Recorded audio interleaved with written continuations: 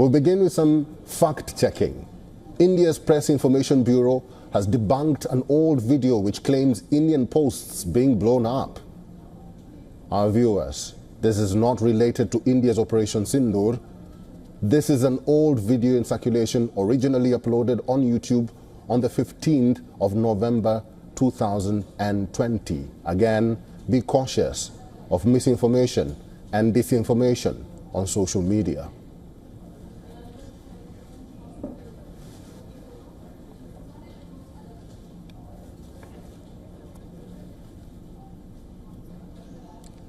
Lieutenant General V.K. Saxena is a former Director General Corps of Army Air Defense. General Saxena, thank you very much for joining us. It looks like Pakistan has resorted in drone warfare tactics. We witnessed hordes of drones being used.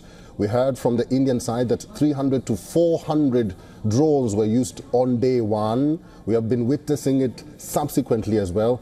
How is Pakistan managing all this? Actually, if you analyze the pattern of attacks which are happening, it makes it very clear that Pakistan's drone inventory is very rich, both in range as well as depth. I will not say Pakistan is a top-ranking drone combat power, but they have a lot of drones at the moment, of their own and mostly from abroad. I will take you through the Pakistani drone inventory as it developed. It all started in 1990s when Pakistan started to develop drones which are basically reconnaissance drones. In professional language, these drones are called STAR drones. Those are intelligence, surveillance, target acquisition, and reconnaissance. So these are the ones which are basically very small drones which can carry out reconnaissance and also direct fire. The drones of 1990s were Ababil, Baz, Jasoos, Kaab. Those are all vintage machines. They're all gone. Thereafter, somewhere around the turn of the century, Pakistan started to import a lot of drones from many countries, especially from China. It brought drones on the ASN category. ASN 105A, ASN 206. These are basically reconnaissance and can be mounted for attack. Their endurance is about 2 to 5 hours and their ranges is about 100 to 150 kilometers. Then from Germany, it imported the Luna drone. From Italy, it imported the Falco drone. From South Africa, it imported the Seeker drone. Now, all these drones were of old vintage and they are now on their way out. In the recent about 5 to 6 years, I will say, Pakistan has been making progress in the combat drone category. One of the first drones which it has made on its own, this program started in 2019, induction in 2013, is the Burak drone. Burak can be compared. They are comparing it, but it is far, far inferior to the Predator or the CH-4 Rainbow of China. But at the same time, this drone has an endurance of 12 hours. It has a range of 1,000 kilometers, and it can carry a large number of weapons like guided missiles, guided rockets, and laser-guided bombs. This is one of the major acquisitions of Pakistan. That means inbuilt. In your view, which drones do you think Pakistan is using in India, and what would be the ramifications of using drones at this juncture of the conflict? Yeah, I was just trying to bring out, though the media is abuzz about saying that they are using the SS-Grad Songer drone of Turkish origin, which can carry grenades and rifles and drum-type grenade launcher. But don't forget that they have certain other drones also which are being pressed into service. Like I was talking about Burak. Then they have Winglong 2, Chinese Predator drone, Chinese drone of very high gold class quality, 20 hours endurance. They also have the CH-4B and 4A. 4A, CH-4A, 4B are Chinese drone. Reconnaissance come attack. They can do attack up to 300 kilometers. Pakistan also has the Turkish Anka drones. These are 30-hour endurance, 200-kilometer range. Again, carry guided bombs, rockets, and they're GPS guided. Then again, Pakistan indigenous, that is global industrial defense solution, has produced a drone called Shahpur 2, or Shahpur 2 and 3 has also come, which is again of 2021 vintage. This drone is also being pressed into service, which is not being picked up by the media. And the most important drone, which is seen in large number, is the Turkish drone, which is the SS guard drone, small drone in size, range just about 51 kilometers, carries rifles, and it has range both from 5, 10, 15, and 23 kilometers. This is the drone which is being used in maximum quality. But there is a combination, and in addition to that, there are a large number of smaller drones which are being used by Pakistan. And as you are saying in the media report, 300 to 400 drones, they cannot be all of one. If you see the debris, if you see the images, they depict different images and different types of drones which are being pressed into service. And let me tell you, this is the first drone war between two arch rivals ever in the history. In all other wars, the drone was never played so prominently. And you see the drone rebels. General Saxena, we are hearing some drones have been downed in borders of Haryana, even as India intercepts and even thwarts every foreign element in its airspace. How worrisome should that be? Yes, drones are called, actually, I have called them in my writings as little monsters. Why little monsters? Because they can enter a contested airspace, drop munitions of various types, which can be rockets, bombs, laser-guided bombs, or just grenades. They can also trigger the enemy radars to detect them. And once their enemy radars open up, like when our own radars as defenders radars open up, these can be targeted by enemies' other weapons like loiter munitions, anti-radiation missiles. So they are acting as a force multiplier. But in our situation, we should feel very proud and we should feel very confident today on our capabilities to take down drones. Thanks to the Indian government and the Ministry of Defense over a period of time, they have gradually and steadily built the anti-drone muscle in the Indian defense arsenal. Now I will tell you, what is this anti-drone muscle? To kill a drone, there are two challenges. First challenge is detection challenge, and the other challenge is the kill challenge. Now, what is this detection challenge? In a normal air-air defense duel, you have radars. They look at the target, they detect them, they pass the data to missiles, the missiles fired, they kill. Point, game is finished. But in the case of drones, they are, why I said little monsters, they have a very small RCS. What is RCS? Radar cross-section. Very simply put for the audience, radar cross-section is the degree of visibility of an. If you have a large RCS, you will be visible to a radar. If you have a small RCS, you will not be visible to a radar, to a conventional radar. Now, just to give you an example, in radar cross-section, a normal combat aircraft like a MiG aircraft or a Su-30 or a F-16, they have radar cross-section from 1 to 3 meters square.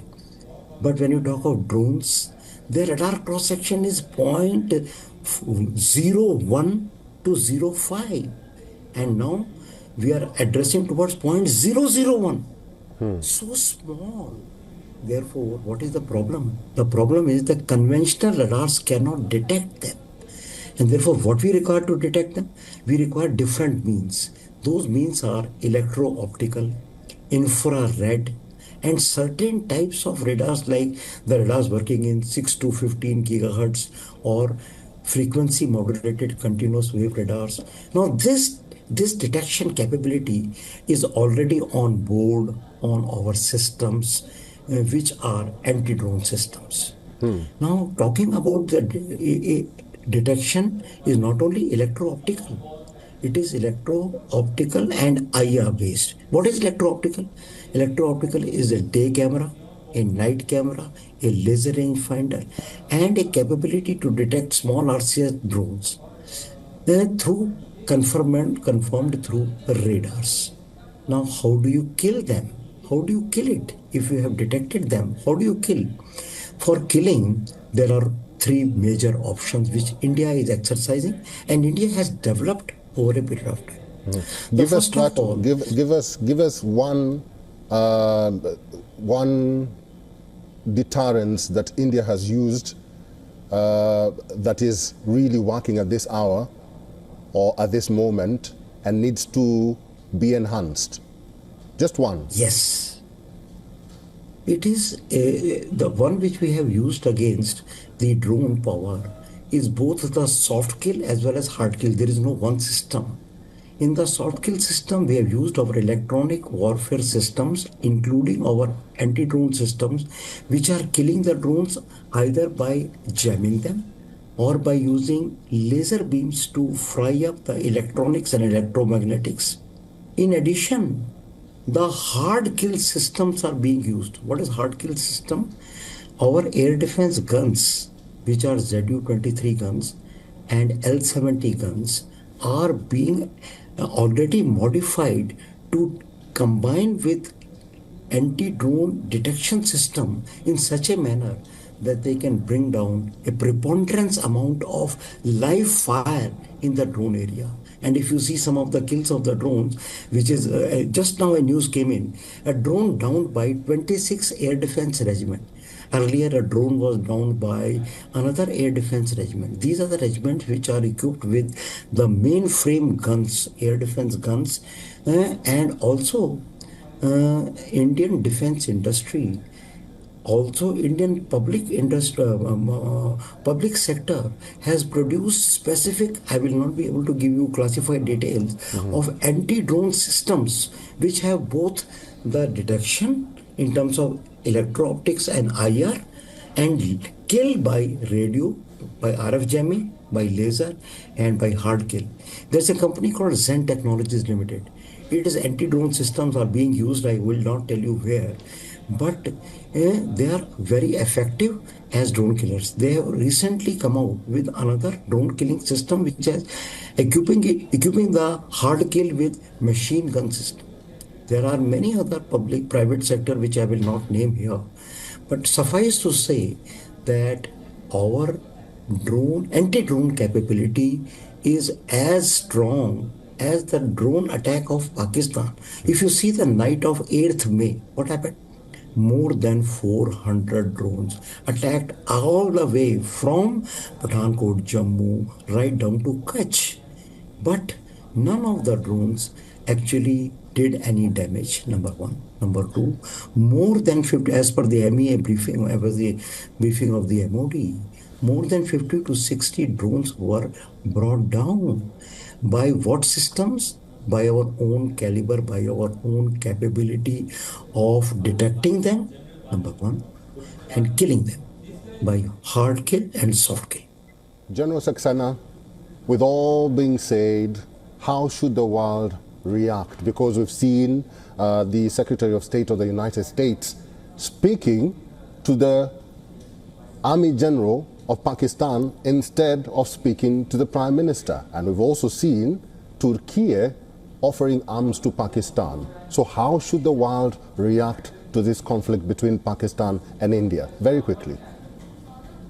Actually speaking, this statement has been summed up by Mr. Omar Abdullah, that on one side you are telling reduce the fire or stop the fire or douse the fire.